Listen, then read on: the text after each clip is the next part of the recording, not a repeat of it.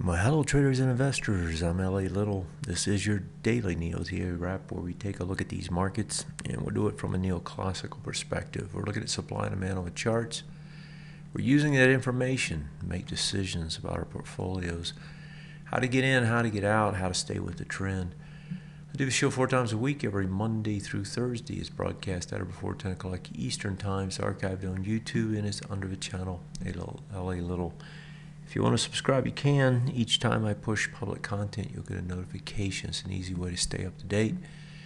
As far as these markets, last night I was talking about the indexes and saying, our indexes looked as if they wanted to push higher.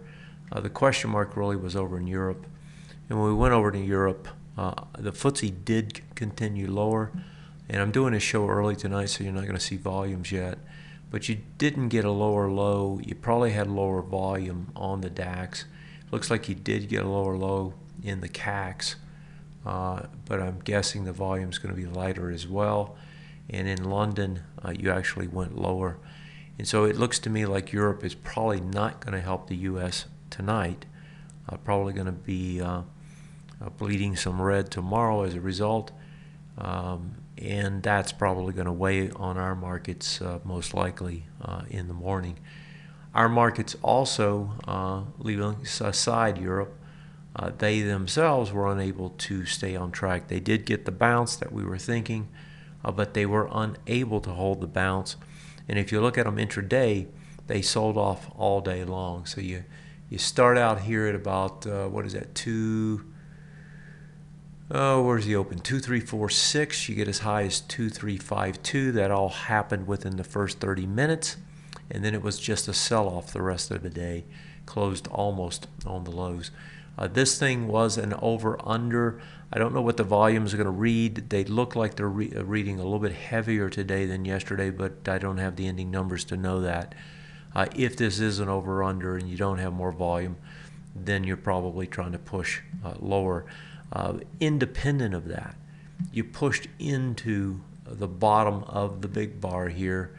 That bar is the one with the volume. That bar was the reversal bar. As you got into it, you reversed right back down, and now you're going to try to go down and test the bottoms again. That's the way the S&P is set up. If you look at the Russell was the strongest one all day long.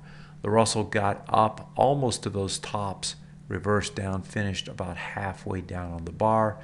If we look at the NASDAQ itself did pop higher, was unable to hold it. And if I look at the bars that it came into, it's struggling. So NASDAQ's has at least a case that you could argue that it would try to push again tomorrow, but it's not clear that it will. And so all of these to me, and actually when I look at the NDX here, the NDX is cleaner. The NDX has a test into both of these, fails on both, closes it down at the lows. NDX is going to try to reverse. So you got all your indexes flipping right back around tomorrow and trying to head back the other way. If you look at the sector, same thing. That tells me tomorrow you're going to see this market weigh more heavily and you're going to try and push lower. And that range that's been building is probably going to continue to build. And as I've said many times over the last probably 5-6 weeks, what you're going to see happen is this range is going to expand to the downside. The first question was, would it expand to the downside here? It did. Once you get under it, yeah, you can bounce back in it, but expect that larger range that's here to also get expanded to the downside. Where does it want to go? You see it here on the charts. That's your green spot. That's where it's trying to get to. That's it for tonight. Have yourself a great one. I'll see you next time. Good night.